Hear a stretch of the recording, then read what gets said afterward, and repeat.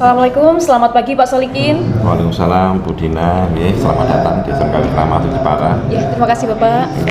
Lama kita tidak jumpa ya Pak ya. Kalau nggak salah terakhir 2019. 2019. Ya. Bagaimana kabarnya Pak Solikin? Alhamdulillah baik, sehat. Alhamdulillah. Yang penting sehat, Bu. Iya Pak, betul. Kalau sehat, aktivitas semua lancar ya Pak. Betul. Ya. Gimana puasanya Pak? Alhamdulillah sampai saat ini masih diberi kekuatan sehingga dapat melaksanakan kegiatan bulan Ramadan sampai tanggal 22 ini ya. Mudah-mudahan bisa sampai selesai nanti. Amin. Begitu juga panjenengan. Iya Pak. Begini Pak, jadi sebelum saya mulai wawancara ini, saya ucapkan terima kasih yang sebesar-besarnya kepada Bapak Solikin atas waktu dan kesempatan yang diberikan kepada saya untuk melakukan wawancara pada pagi hari ini. Sebelumnya Pak, saya perkenalan dulu. Nama saya Abdina Stianing Putri, saya calon guru penggerak Angkatan 7 Kabupaten Pati yang kebetulan mendapatkan tugas untuk mewawancarai kepala sekolah suatu lembaga, gitu Pak. Adapun tema yang diangkat yaitu mengenai pengambilan keputusan seorang kepala sekolah dalam kasus dilema etika atau benar lawan benar, seperti itu Pak. Benar lawan benar. Iya Pak. Ini. Gimana Pak, sudah siap ya Pak? Monggo. Ya. Pertanyaan pertama Pak, jadi sebagai kepala sekolah biasanya kan kita dihadapkan pada berbagai kasus Pak. Betul. Nah, kemudian kasus-kasus itu pasti butuh penyelesaian. Nah, biasanya kadang ya Pak, kita mengalami yang namanya dilema etika untuk pengambilan sebuah keputusan. Nah, saya ingin Bapak menguraikan, menurut Pak Solikin sendiri, dilema etika itu seperti apa Pak? Ya, terima kasih Bu Dina yang sudah memberikan waktu untuk berwawancara. Menurut saya ini bukan wawancara ya, diskusi aja ya Pak. Siap. Jadi terkait dengan pengelolaan lembaga, memang di mana lembaga itu mempunyai sebuah program, dan program itu tidak semudah yang kita bayangkan. Untuk membalikan telapak tangan bahwa dari A ke B, dari B ke C, belum tentu tidak seperti itu. Semua itu ada perjalanan dan proses. Terkait dengan dilema dialektika dalam lembaga ini banyak ditemukan. Salah satunya di lembaga kami. Untuk pengambilan keputusan melihat situasi dan kondisi dan keurgenisan urgen terkait dengan program tersebut. Contoh misalkan di sisi lain ada kelas industri, di sisi lain ada ujian sekolah. Dua-duanya sama-sama benar dan dua-duanya sama-sama ingin sukses berjalan lancar. Tetapi karena keterbatasan sebuah ruangan, keterbatasan sebuah alat, ini memang kita harus mengambil sebuah kebijakan di mana dua-duanya harus bisa berjalan. Itu Pak. Kebijakan ini kita tidak mengambil keputusan sendiri, tetapi kita rapatkan kita bersama, sehingga panitia pengelola ujian atau penilaian akhir sumatif ini berjalan, kemudian yang kelas industri yang sama-sama pentingnya juga berjalan. Gitu Pak. Berarti kesimpulannya dilema etika itu berarti ketika kita dihadapkan pada dua penyelesaian yang sama-sama ini Pak ya, sama-sama benar, sama-sama penting, tetapi di situ kita harus bisa mengambil kebijakan seadil-adilnya ya Pak, untuk kepentingan banyak. Kepentingan lembaga. Jadi tidak dirugikan, guru juga tidak kita rugikan, kemudian siswa yang bagi peserta juga kita tidak rugikan.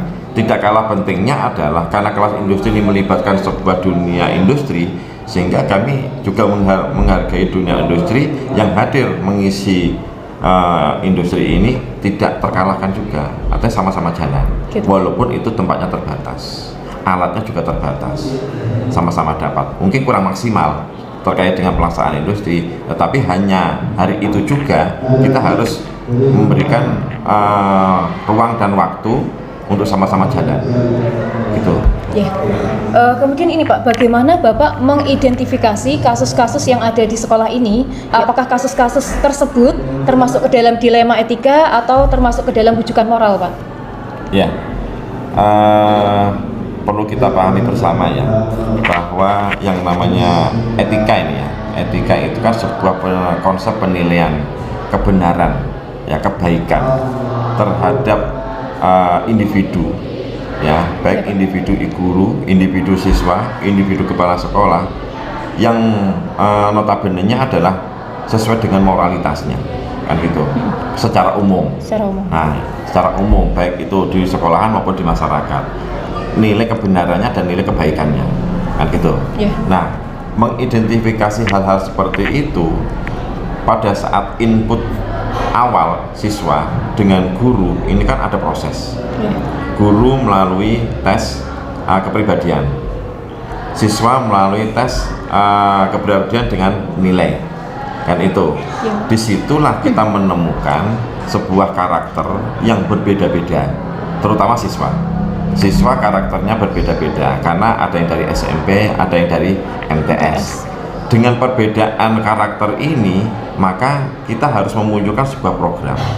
Apa itu? Yaitu tentang matrikulasi. Matrikulasi adalah menyatukan persepsi ya, karakter anak-anak itu, sehingga kita arahkan kepada etika yang lebih baik, gitu. Sehingga apa? Etika itu baik, maka nanti pembelajarannya pun akan baik dan efisien. Gitu. Kemudian selama ini ketika mengalami ketika mengambil keputusan, kemudian Bapak mengalami yang namanya dilema etika, bagaimana upaya yang Bapak tempuh untuk menyelesaikan permasalahan tersebut, Bang? Ya. Terkait dengan dilema etika. Terkait dengan dilema etika ini kan kita tidak bisa mengambil sebuah kebijakan sendiri. Ya, kita punya guru, kita punya waka kesiswaan, kita punya namanya waka kurikulum, kita punya sarpas dan sebagainya, kita punya ketua jurusan. Di sini kita akan komunikasi.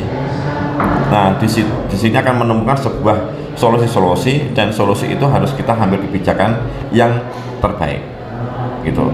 Jadi kita tidak bisa arogan secara pribadi, kepala sekolah, tetapi kita harus komunikasi dengan teman-teman yang ada di lembaga, karena di situ ada kurikulum, di situ ada organisasi, di situ ada ketua jurusan, di situ ada tendik dan lain sebagainya.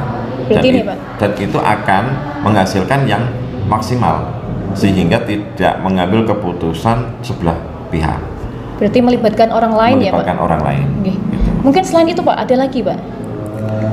Selain itu, kalau kebijakan-kebijakan yang sifatnya urgent, yang hari ini harus diambil sebuah kebijakan, memang kita harus bertindak secara cepat, gitu ya. Tanpa kita melibatkan beliau-beliau tadi, ini kita juga punya kebijakan tersendiri, manakala kebijakan itu sesuai dengan kasusnya. Berarti untuk pengecualian untuk kasus yang memang butuh diselesaikan dengan cepat, berarti Bapak sebagai kepala sekolah punya kewenangan untuk memutuskan sendiri ya Pak? Betul. Pengecualian untuk kasus yang memang mendesak. Sangat mendesak. Kemudian Pak, mungkin bisa diberikan contoh kasus yang terkait dengan dilema etika yang ada di sekolah ini? Dilema etika tadi sudah saya sampaikan. Contoh kasusnya yang jelas, karena itu sama-sama baik, ya. Karena kan tadi jenengan mengatakan menyelesaikan kasus program sama-sama baik, gitu kan, gitu. Jadi ketika kita ada sebuah hambatan terkait dengan ruangan, alat dan sebagainya, karena kita juga punya kegiatan itu untuk menunjang guru, menunjang untuk siswa, dan kerjasama dengan industri, ini kan harus jalan. Nah, kasus yang serupa dengan hal itu adalah bersamaannya kegiatan ini yang terbatas dengan waktu, terbatas dengan ruangan. Maka kita harus mengambil kebijakan bahwa ini bisa dialihkan di ruangan ini bisa dialihkan di ruangan ini, walaupun sifatnya terbatas. Gitu. Dan alat ini bisa dipakai untuk kapasitas murid yang industri, kapasitas untuk yang penilaian sumatif. Gitu. Berarti waktu itu prinsip apa yang Bapak gunakan dalam pengambilan keputusan tersebut?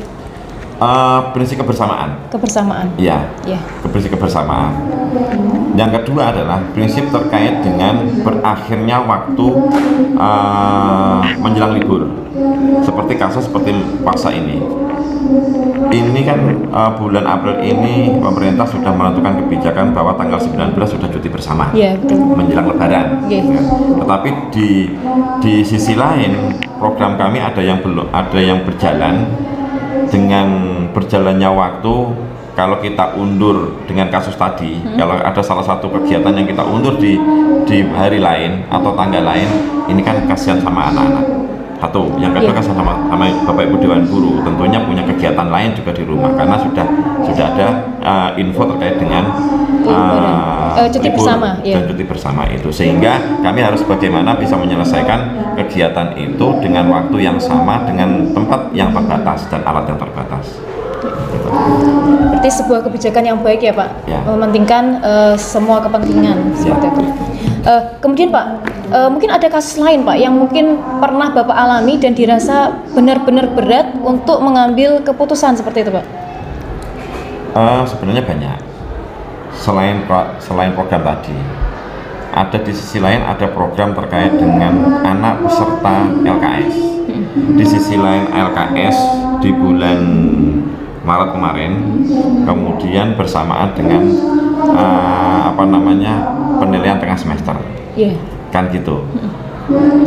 Karena LKS ini adalah lomba yang diadakan setiap tahunnya dan sekolah memang harus mengirimkan karena sesuai dengan kompetensi, dan kompetensi itu ada di mata lomba, maka dan di sisi lain juga kami punya peserta yang bisa diandalkan untuk mengikuti LKS dan itu mewakili sekolahan dan itu membawa nama citra baik sekolahan, kenapa tidak kita ikutkan walaupun itu bersamaan dengan penilaian tengah semester tadi.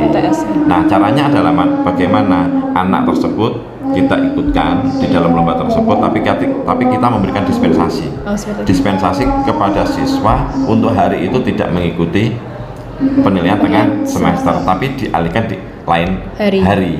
Gitu. Jadi sehingga anak ini kewajibannya pada saat mengikuti penilaian semester juga dapat, tetapi di sisi lain kepentingan sekolah yang secara luas ini anak mengikuti lomba juga dapat. Gitu. Itu kasus yang lain. Gitu, seperti itu.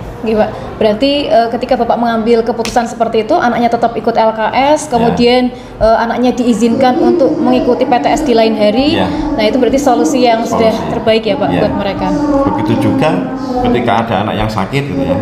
Anak yang sakit tidak bisa ada di sini, itu kita juga berikan waktu. Ya, untuk waktu mereka sudah sehat, sudah sembuh, kemudian baru kita bisa ikutkan. Ataupun di sisi lain kita berikan waktu pada saat itu ketika sakit tapi masih bisa untuk mengerjakan dengan online di rumah. Gitu. Begitu juga pada saat penilaian sumatif seperti ini, ada anak yang mungkin kurang sehat badannya, dan kita berikan waktu untuk online. Kita buat jaringan gitu. Ini Pak, terkait dengan jadwal penyelesaian masalah tentang dilema etika tadi ini Pak. Nah, adakah jadwal khusus Pak untuk penyelesaian masalahnya atau mungkin menyesuaikan dengan kasusnya seperti itu Pak? Kasus-kasus yang terjadi seperti itu kan bisa teridentifikasi di awal. Karena apa? Karena pembuatan program itu kan sudah terencana, terencana, terjadwalkan. Ketika ini kalau ditaruh di bulan ini dan tanggal ini, misalnya kegiatan ini sama ini, bagaimana? Kalau kita undur kasusnya nanti seperti ini, sehingga ada yang terjadwal, ada yang tidak terjadwal, gitu. Yang terjadwal adalah tadi seperti kasus penilaian sumatif dengan kelas industri, itu sudah terjadwal dan itu sudah terprogram. Kemudian itu bisa diselesaikan dengan bersama-sama. Kemudian seperti kasus yang tidak terjadwal. Tidak terjadwal. Kasus siswa misalkan kasus siswa misalnya terjadwal. Seperti tadi terkait dengan anak yang sakit. Anak sakit itu kan malamnya sehat tapi pagi tiba-tiba sakit kan itu. Kita harus mengambil sebuah kebijakan. Oke, anak jangan dipaksakan. Ya, karena demi kepentingan anak kesehatan juga, kita fasilitasi kasih online. Atau kalau memang itu belum bisa untuk mengerjakan online, ya kita kasih waktu.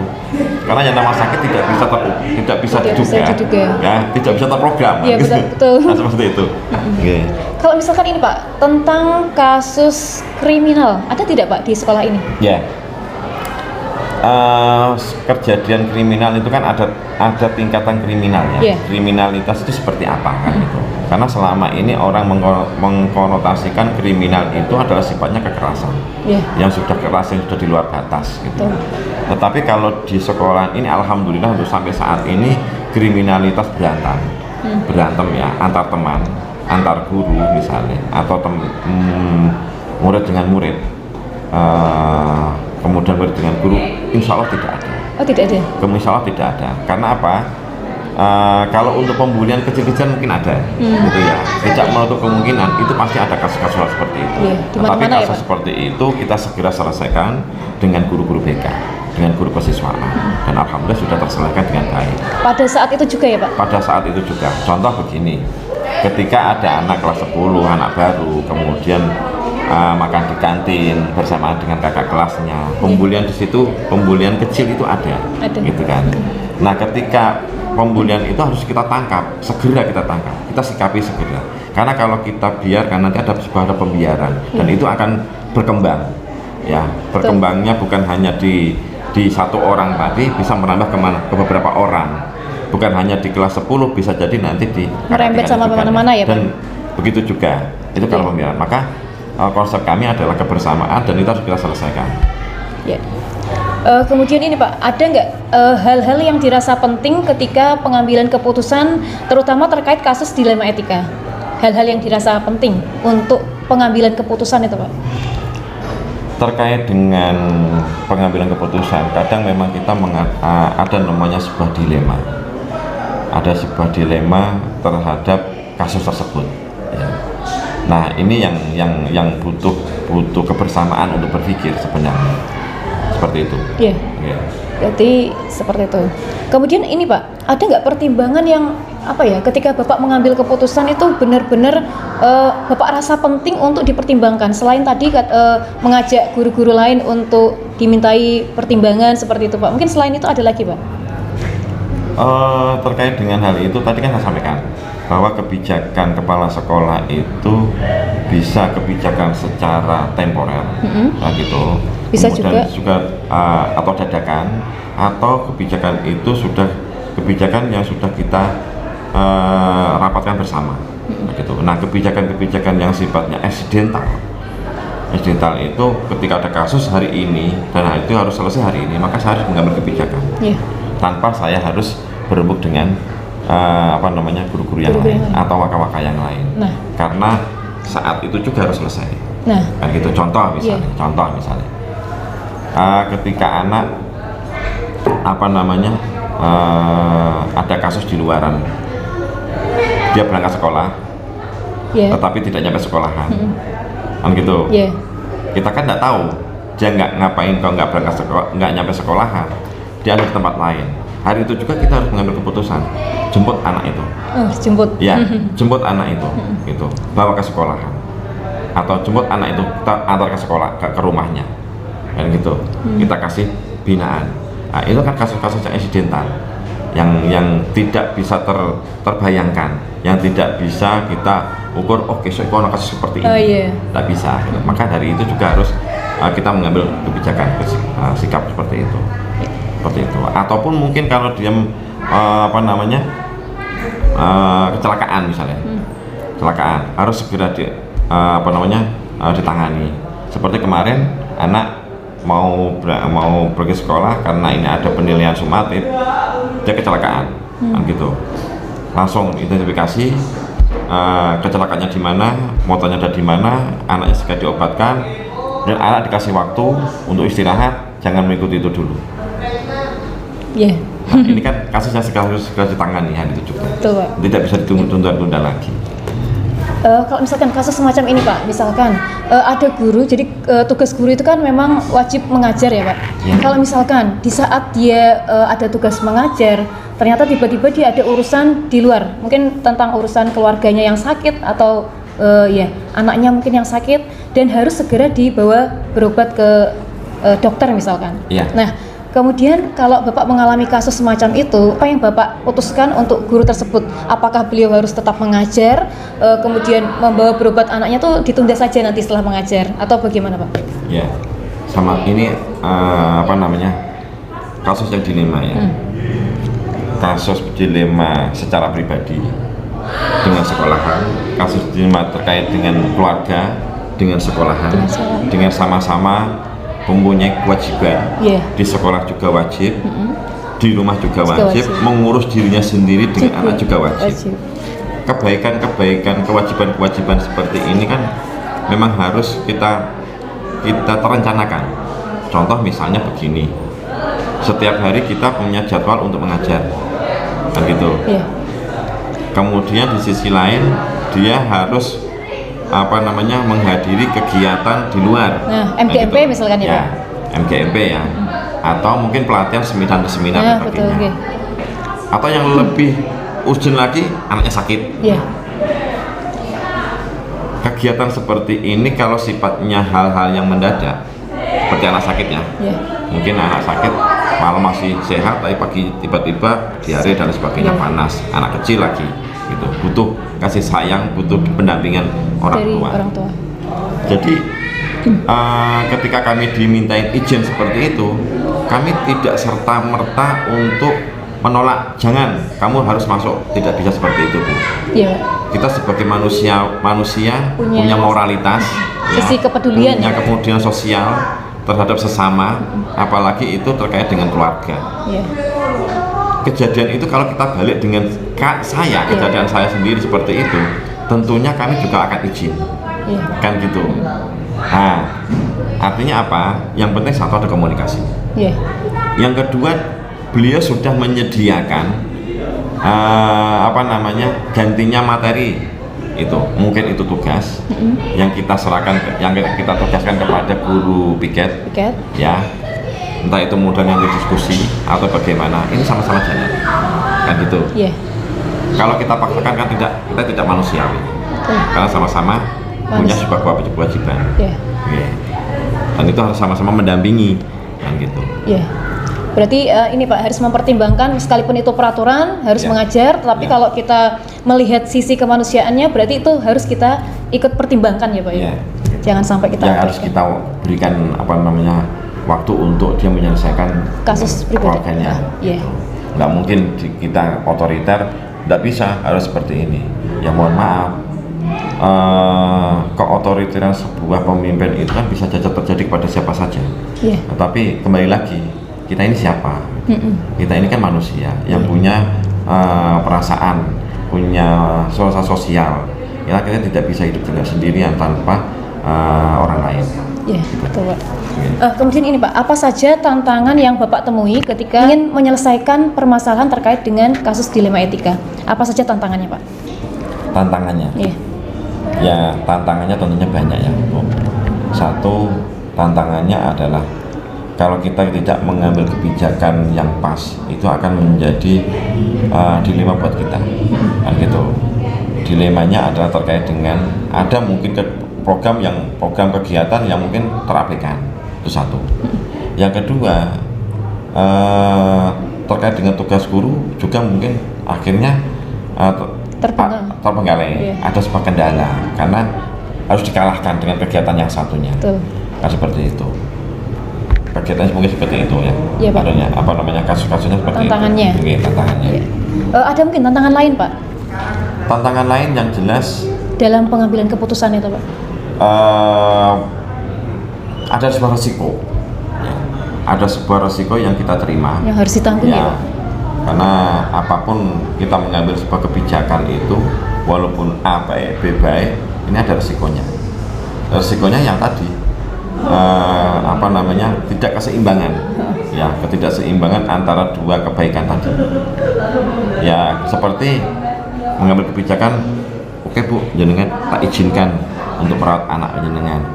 Resikonya adalah sebuah anak yang harusnya mendapatkan kewajiban mendapatkan materi dari ibu guru, ini yang Nah ini kendala kami, tetapi ini akan kita tuker dengan kegiatan yang lain, sehingga kewajiban anak tersebut, hak anak tersebut tetap terpenuhi. Tidak terpenuhi dengan baik, walaupun tidak sesuai dengan kapasitas.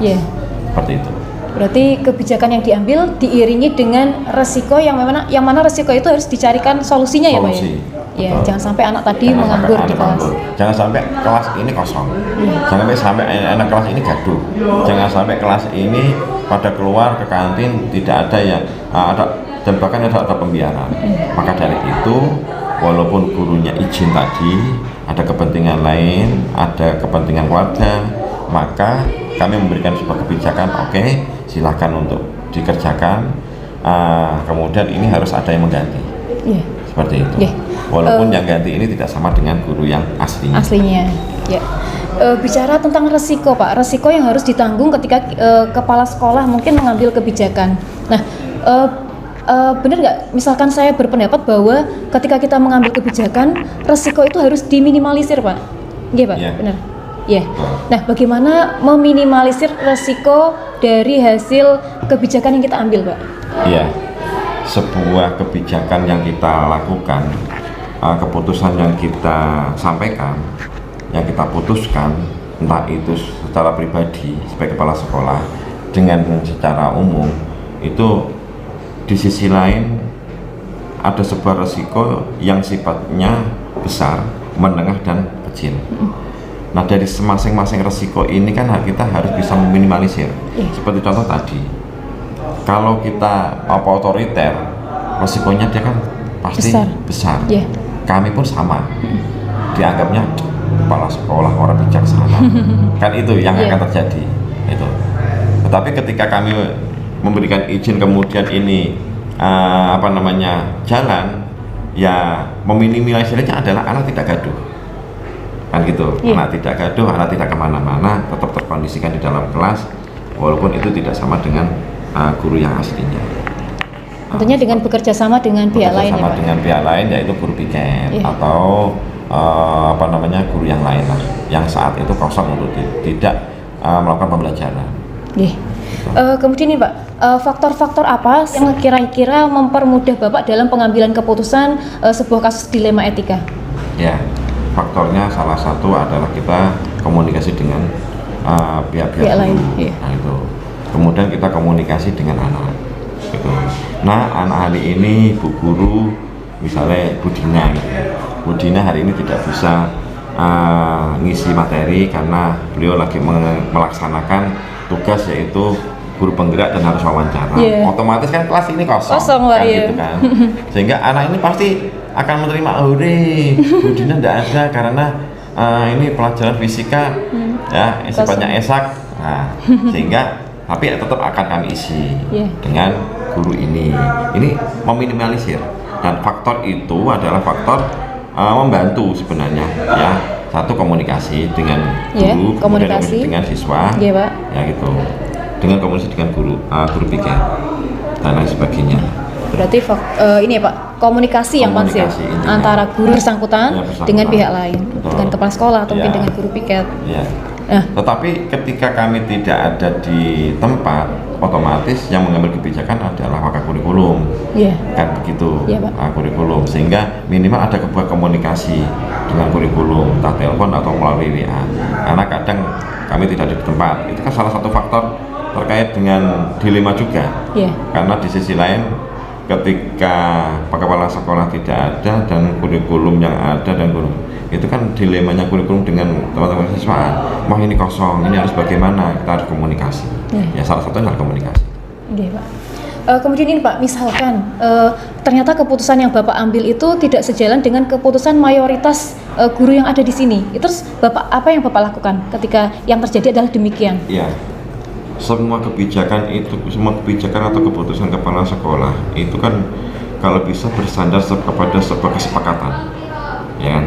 Tetapi di sisi lain kita mengambil sebuah kebijakan yang notabene-nya adalah kita anggap benar, kita anggap baik, walaupun itu ada sedikit yang merugikan pihak lain. Apapun resikonya harus kita terima.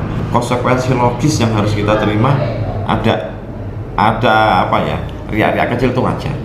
Bagi saya wajar gitu. Karena kita lebih mementingkan yang sifatnya luas. Dan yang terpenting sesuai dengan peraturan ya Pak, SOP ya. Betul. Gitu. Oke. Pernah tidak Pak mengalami yang seperti itu?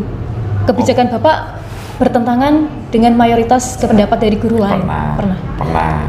Contohnya saja begini. Ketika kemarin itu ada Porsema, bukan SEMA, Por SMK, Pekan Olahraga tingkat SMK Kabupaten Jepara. Ini kan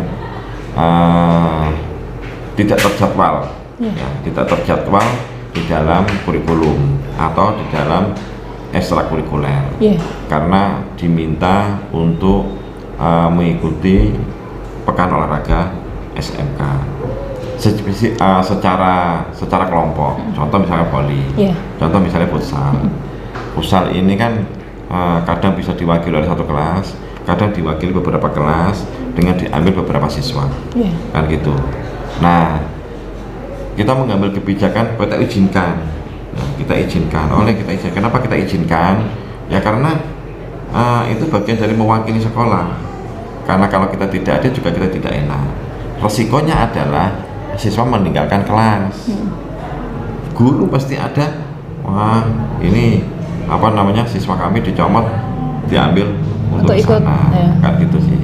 Nah itu kan artinya ada sebuah kebijakan tersendiri, tapi kan kebijakan kami juga kepentingan sekolah, bukan kepentingan pribadi. Baik Pak, kemudian ini dari obrolan kita dari tadi ya Pak ya, apa yang bisa Bapak simpulkan terkait dengan pengambilan keputusan dalam kasus dilema etika? Kalau saya menyimpulkan adalah yang namanya hidup itu ada sebuah pilihan. Hidup itu tidak bisa terlepas dari sebuah dilema. Hidup itu tidak bisa, walaupun itu sama-sama baiknya, dan hidup itu tidak bisa terlepas dari sebuah risiko. Apapun risikonya, apapun dilemanya, itu adalah bagian dari pendewasaan kita. Ya, dimanapun dan kapanpun. Nah, disitulah kita akan lebih dewasa untuk menghadapi segala risiko yang ada. Tetapi kita tidak mensampingkan bahwa risiko itu kita biarkan, karena itu kalau kita mau membiarkan risiko-risiko itu, samanya kita tidak bisa mendewasakan diri, kan gitu. Pak. Nah, motivasi kita adalah kita selalu berkomunikasi dan bersosial dengan siapa saja. Ada lagi Pak, sudah? Sudah. Oke. Saya ucapkan terima kasih sekali Pak obrolan kita pada pagi hari ini. Semoga apa yang Bapak sampaikan tadi dapat bermanfaat bagi kita semua ya, khususnya para pengajar dan pendidik di Indonesia ya Pak. Saya cukupkan sekian Bapak. Terima kasih atas wawancaranya. Assalamualaikum warahmatullahi wabarakatuh Pak. Waalaikumsalam warahmatullahi wabarakatuh. Terima kasih Pak. Terima kasih.